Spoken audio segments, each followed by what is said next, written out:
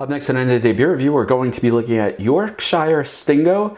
This is barrel aged in oak ale casks, and it's a limited release, and it's by Samuel Smith, coming at 8% ABV. Let's check it out. 3, 2, 1.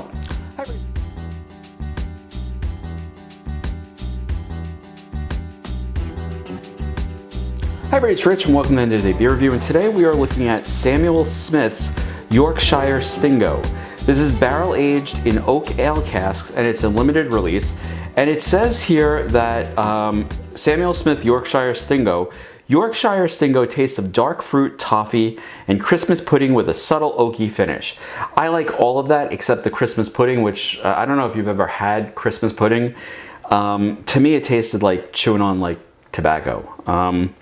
This bottle-conditioned ale is matured in oak ale casks, some over a century old, and continuously maintained by the old brewery's own coopers. These casks constantly circulate through the brewery's own English pubs, soak in the character of Samuel Smith's traditional stone-fermented ales. And then it says, oak ale cask is a little picture of it. As Yorkshire Stingo is aged, the cask imparts attributes that influence this ale's unique and robust flavor profile. So I'm sort of excited about that. I think this is going to be really good. I like Samuel Smith stuff. I've had it before, and I really like, what is it? Their oatmeal stout, which is really quite nice. All right, so let's just do a quick thing here. Try not to break the glass like I did on the last one. All right, I am using a stem glass because I want to be able to see this a little bit better. Let's give it a pour. You know, it's funny, it pours the color of like a barley wine.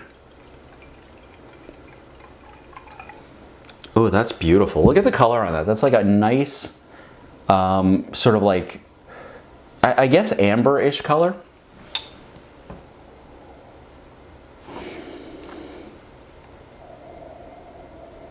This smells wonderful. I get a lot of dates, a lot of that sort of figgy dark fruitness.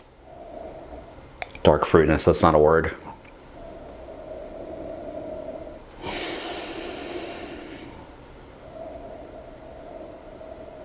Yeah, this is very figgy. It reminds me a little bit, and there's also this very subtle oak to it.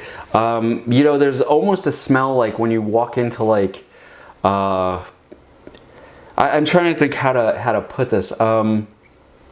It's almost like when you walk into a room that's all like dark wood and leather. Like that's what this smells like it should be in. One of those rooms where you sit around and like, you know, some dude in the corner smoking a pipe and you're sitting around drinking, you know, like whiskey, and it's that smell of like leather and tobacco and all of that right here in this glass.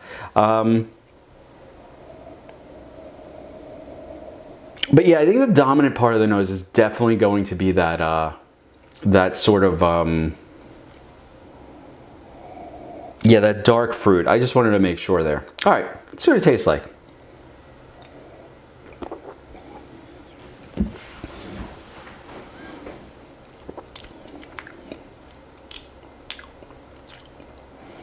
That is not what I expected. First off, it's very dry. So like you're constantly going as you're drinking it. There's also sort of it's not, I want to say like a zest type of thing there. It's almost like a lemon zest type of thing, but it's very muted citrus, and a certain bitterness that's there.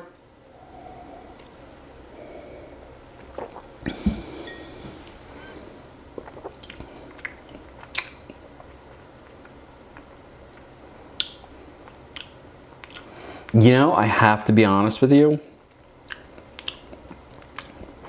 I don't like it. Yeah, I don't like it one bit. In fact, like the only reason I want to take another drink is to make sure that I don't like it as much as I think I don't like it.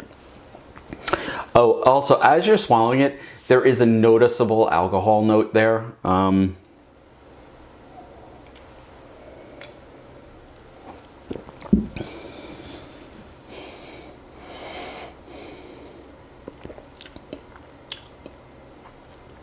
No, you know,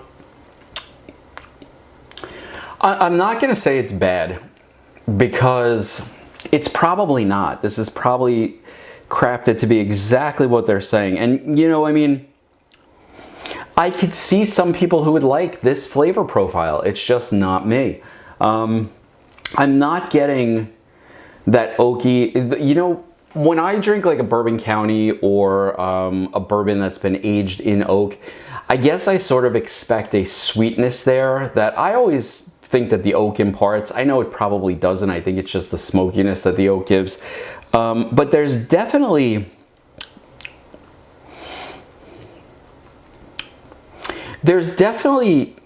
that oakiness there, but it's so faint.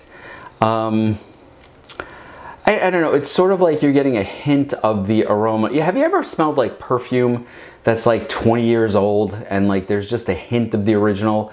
That's what the oak is like in this. There's just a hint of it in the back. And I have to be honest, I was sort of excited to drink this when I read that it was aged in like century-old barrels. But I'm sort of wondering if those century-old barrels have that much left to give, because I'm just not getting that here. And there is this burn in the back that I do not really care for. Now, I have to be honest, I've never seen it before, so I'm glad I purchased it to try it. Would I buy it again? No, never. Would I recommend it to get it?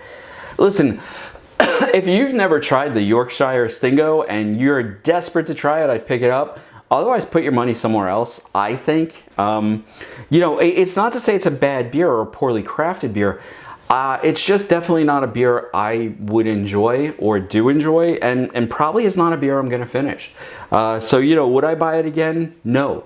Would I buy other stuff that Samuel Smith puts out? Absolutely. Their oatmeal stout is stellar. They had a cider that they put out that was actually called like Perry Cider or something like that. I thought that was great. So they've put out a lot of good products. And so I feel like the reason I don't like this is really more my limitation than the beer's limitation. But again, would I buy it? Would I recommend it to somebody? I would not. In my opinion, it just doesn't do it for me. Doesn't mean you shouldn't try it. And like I said, it wasn't super expensive. I think maybe for a rather large 550 ml bottle, I think it was only about $10, which is not terrible considering it's a limited release beer. That being said, will I be finishing this? I won't. I'm probably going to dump it right now. And, you know, that'll be that. So, you know, if you're going to take a shot at it, or better yet, you know, like if you've had Samuel Smith's Yorkshire Stingo and I'm wrong, like maybe I got a bad bottle, maybe this is not, you know, again, I think it's that I have an underdeveloped palate for this style of beer. So, you know, let me know if you've tried something like this. I'd love to hear about it. Anyway, I'm going to sit back and probably open another beer and drink that, and I'm going to dump this. And I'll see you all next time on End of the Day Beer Review. Cheers. Yeah, I'm not taking another sip. Screw that. Have a good night.